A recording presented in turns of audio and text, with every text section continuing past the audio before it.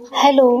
तर हा व्लॉग समजून घेण्यासाठी तुम्हाला व्लॉग नंबर 28 बघावा लागेल आणि त्याची लिंक मी रिलेटेड व्हिडिओमध्ये दिलेली आहे. तर तेलाचा फाउंटन शो झाल्यानंतर आपण गिवअप न करता फोडणी दिली.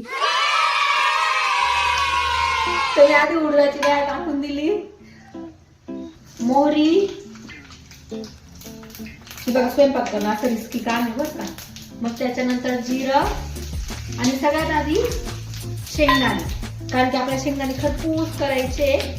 मग वेट इन्ग्रेडियंट टाकायच्या आधीच शेंगदाणे टाकून द्यायचे, म्हणजे ते खरपूसून जातात.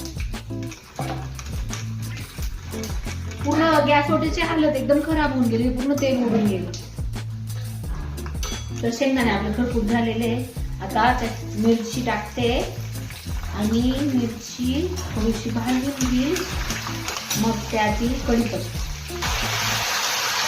कढीपत्ता झाला.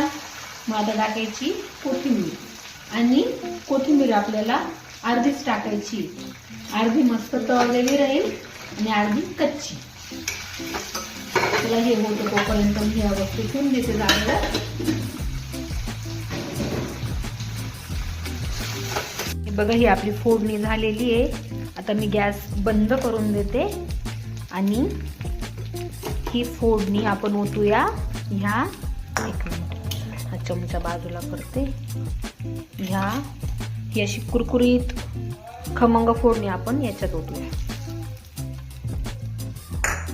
ओके.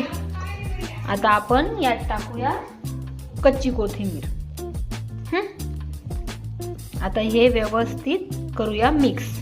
तर मी आता हे व्यवस्थित मिक्स करून घेते. पोह्यांनी पूर्ण दही सोप करून घेतलेली आहे.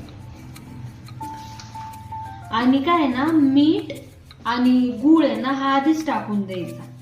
कारण काय होतं, आपण फोडणी दिल्यानंतर जर मीठ गूळ वगैरे ह्या वस्तू टाकू ना, मग ते व्यवस्थित मिक्स नाही होत आणि असंच मिरची, कढीपत्ता, कोथिंबीर त्याच्यातच ते मीठ फसून जातं. म्हणून मग आधी हे करायचं.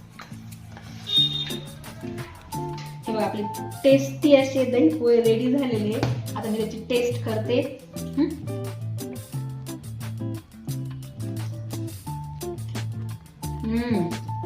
एक नंबर. आणि याच्यात जी फोडणीची जी उडदाची डाळ टाकलेली ना, ती एकदम कुरकुरीत लागते.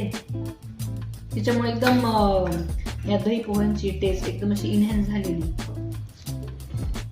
तर आता मी प्लेटिंग करून घेते आणि आजचा व्लॉग मी इथेच संपवते. लवकरच भेटू आपण पुढच्या छोट्याशा मिनीशा व्लॉगमध्ये. तोपर्यंत बाय.